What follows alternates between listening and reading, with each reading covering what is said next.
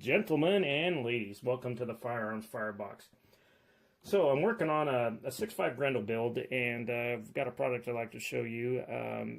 There is some information, some videos out there about it, but I had a couple questions that I couldn't find an answer to, so I thought I would post a video. Part of this reason I went with the 6.5 Grendel is I wanted a longer range AR, but that is relatively lightweight, and the Grendel, if you don't know, fits in a standard AR-15 lower receiver. And just by that, you're going to save a little bit of weight compared to like a 6.5 Creedmoor, which requires an AR-10 lower receiver. And also the Grendel, we're talking 1,000 yards plus, and so you're getting a relatively long-range rifle in a small package. So that's kind of what drove me to it. In choosing all the different parts, you can lose yourself doing research. So to keep with my theme of a relatively lightweight rifle, I can't tell you how many stocks I looked at. There are stocks out there from $30, $40 all the way up to $400 or $500. I didn't want to break the bank on the stock, but also didn't want something that was plastic, cheap, that would break. So what I settled on is the Odin Works Zulu 2.0. First off, they do make two different styles of these. There is just the basic Zulu, and what that's for is a pistol AR. It has a pistol length buffer tube, so that's the difference. The 2.0 obviously has a carbine length buffer. So on this Odin Works, with this build, I've got quite a few of their products on this that I'm using, I should say. And this one does come in three different colors: black, red, and FDE. I went with black because I'm going to end up painting this once I get it all together. So let's open up the box, and I did open this before, so it does come wrapped in bubble wrap and everything, protected in shipping. And so we'll take a look here. So what we have in here, this is the carbine length buffer tube for your cheek rest. It has some foam in here. I would like to see something a little bit better, maybe something with an adjustable comb height, or this foam I could see tearing after a while, but it's not horrible. In this, they also have what they call a secondary buffer tube. So besides your regular carbine length buffer spring that'll fit in here in the regular buffer, you also have the secondary one, which helps reduce the recoil. Now, when we're talking AR, there's not a ton of recoil to begin with, but if it smooths it out a little bit more and makes it quicker for follow-up shots, that's great. Anyways, this will just screw into the end here.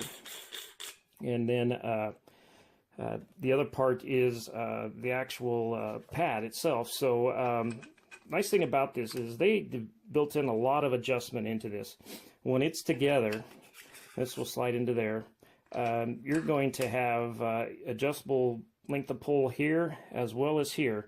There's also a QD attachment point, and this is machined out of aluminum, but that'll allow you to add your quick disconnect slings. This can be moved from left or right side just by undoing the screw.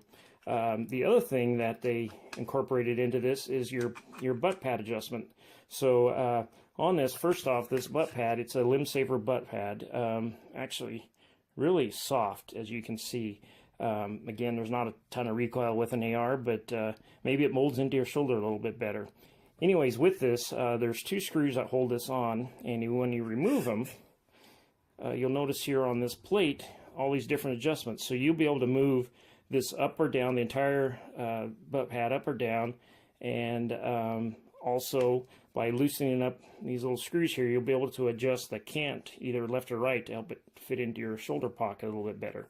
So again, find the spot you want, and you can move it up higher like that if you want, or lower. Really nice adjustment points. The other nice thing I like about this, there's a lot of stocks out there that are made out of polymer. Polymer is relatively good, but it's not durable. This is machined out of aluminum and anodized, so this is not going to break. And that's another reason that I like this. It's also, for what it is, I didn't think it was that bad for the money. I got it for $135. So for a machined aluminum part, I think that's great. And one of the other stocks I was looking at was the Luther AR stock. It's about $80, but it's made out of polymer, and you still got to buy the buffer tube. So in the whole scheme of things, you're going to get close to the same price.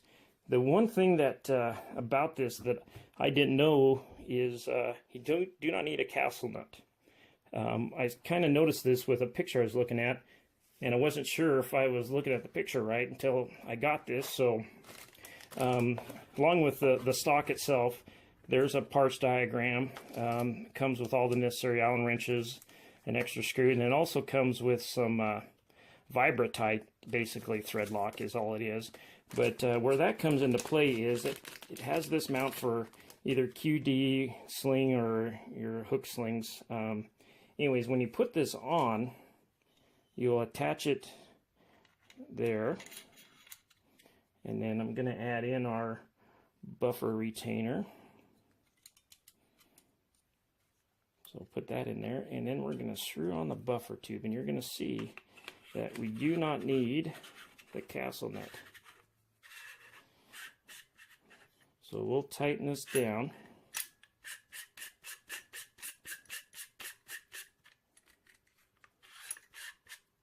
Okay, so that's basically hand tight. Well, you'll notice down in here that you don't need the castle nut. Everything is tight, and it's holding in your buffer retainer. So again, you do not need that castle nut. So that's where the thread lock comes into play. It's yet to be seen how if this will hold onto there. I don't think it's going to come out, especially when you add the thread lock. I think it'll be absolutely fine. But once I get out in the range and give it a shot, we'll see how it works. Let me finish putting this on here so you can kind of get an idea of what it looks like. And obviously your butt pad's going to go on there. So that's the unit itself. And again, for roughly around $135, you've got a machined aluminum stock. And again, it's pretty lightweight in the whole scheme of things. So that's the Odin Works Zulu 2.0. Hope I helped you out. And on a side note, remember, November's coming up soon, and if we don't get our asses in gear, this stuff may disappear. I hope not, but we need to make sure we get everyone riled up and out to vote, and let's get the right people voted in. I'm one of those. I don't care if they're a Republican or a communist Democrat or whatever. If they don't support gun rights, I will not vote for them. I have no party affiliation, so I hope others kind of feel the same way, that there's a lot of so-called Republicans out there that will destroy your rights just as quick as any of the communist Democrats. So please get out there and vote and educate others on the importance of this November. Again, thank you for watching.